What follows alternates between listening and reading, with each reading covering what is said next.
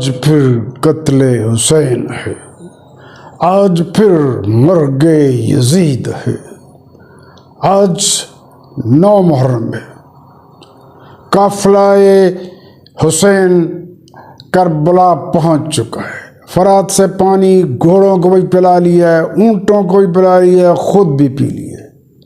مقام شہادت پر آج خیمہ زن ہو رہے ہیں۔ ادھر ابن زیاد کو بھی خبر مل گئی ہے۔